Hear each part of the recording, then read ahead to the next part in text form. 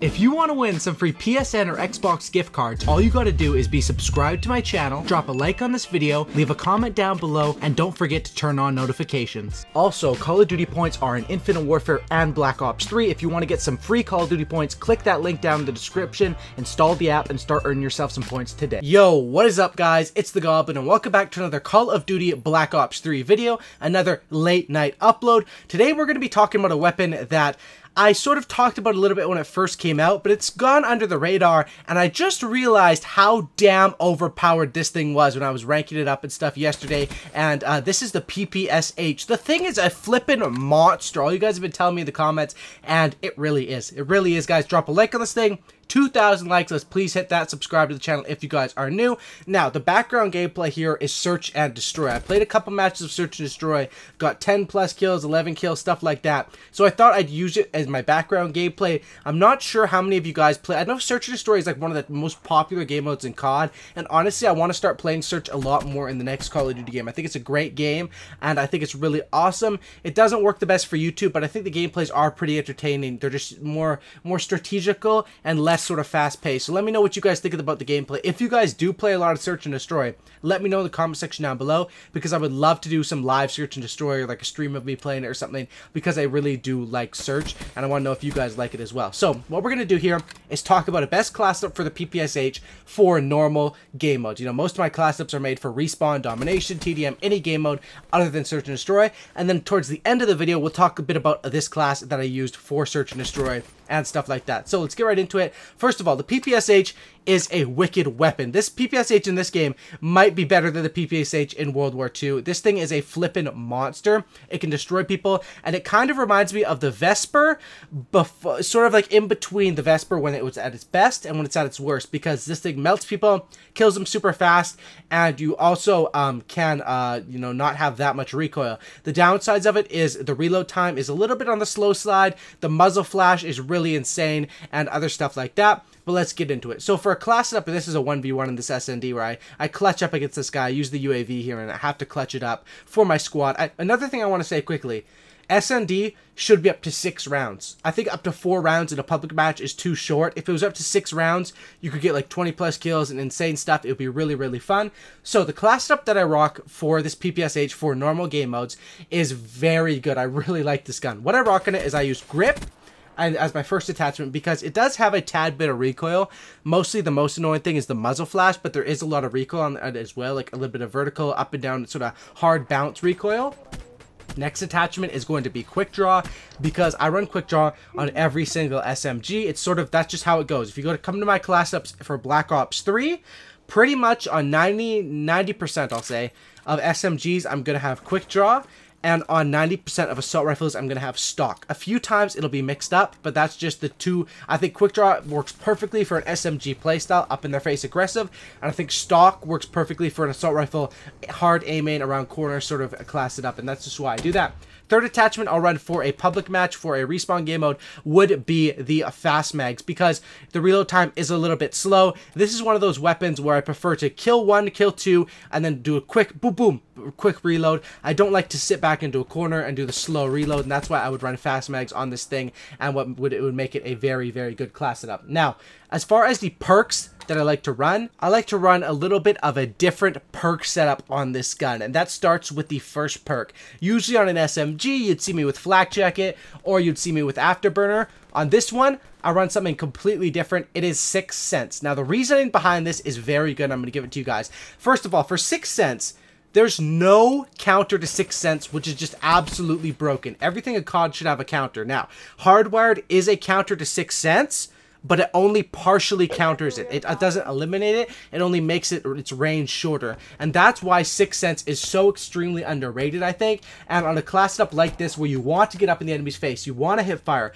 you want to be close to them to let that high fire rate gun do the damage, that's why I would run this 6 cents. Unfortunately, you will not have Afterburner, but as long as you play a sort of on the ground sort of style, it definitely will pay off, and 6 cents can be absolutely amazing for that. As far as my perk 2s, Nothing special here. For a respawn game mode, you're going to run out of ammo very quickly, scavenger, and then it's an SMG class. I want to be quick on my toes, quick on my, aiming down sights, quick on my getting out of a sprint with an SMG, because that can cost you so many gunfights. I run with the fast hands. Now, as far as my third perk here, I use the tac mask, because normally I would use a blast suppressor if I had afterburner, but on this one, it's more of sort of moving through buildings class it up. This is perfect for like a hard point on a map like Breach or something like that. This class up is perfect. Tight corners, tight areas, a lot of grenades, stun grenades coming out, but 6 cents to keep you on your toes and to watch out for corner campers.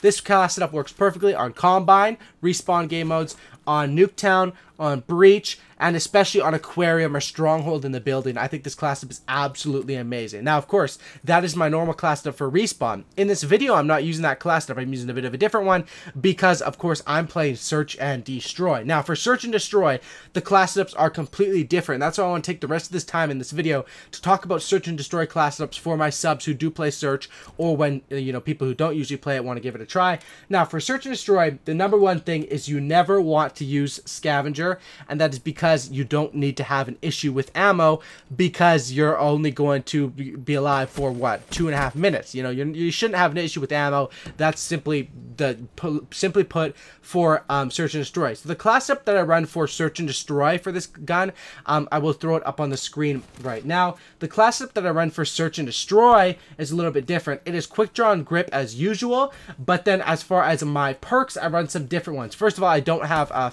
fast mags, because I don't need to do quick reloads and Search. You're not going to be running up in the enemy spawn and stuff like that. I run 6 cents, same reason as I would with a normal respawn. Afterburner, because I have room for it. Then I run fast hands and hardwired. I find that hardwired is a very, very effective perk in Search and Destroy. It's one of those ones like hardwired, dead silent, stuff like that, that were really just made for Search and Destroy. They are super duper strong, and that's why I highly recommend running that in S&D. However, as my third perk, you might think dead silent so enemies can't hear you, but I find that, being able to hear the boost and see the boost on the map, it's a lot easier for casual players than it is for them to actually hear your footsteps, without dead silence. So that's why right here I take blast suppressor. Of course, this comes down to personal preference. On most of my Search and Destroy class setups, especially in more of a competitive match, I would run with blast suppressor as well as with dead silence. However, on this class, I just simply don't have room, and this PPSH is absolutely deadly. I'm telling you guys, I know it is a DLC weapon, and I know not everyone has it, but this thing does play like the Vesper does back in the day, and the Vesper nowadays is just completely unusable. I mean, it is usable, but you sort of have to hip fire with it, and I wanted to make a video talking about that, because I think it's ridiculous and it's something that Call of Duty is known for doing, when they take a gun that's one of the best, if not the best gun in the game, and they nerf it, and it becomes one of the worst guns in the game. I think that they need to work more on the balancing, and of course the Vesper should have recoil, but it's made for a reason. Every single gun fits a reasoning, and it fits a certain situation, and I think the PPSH has sort of taken the Vesper's place right now.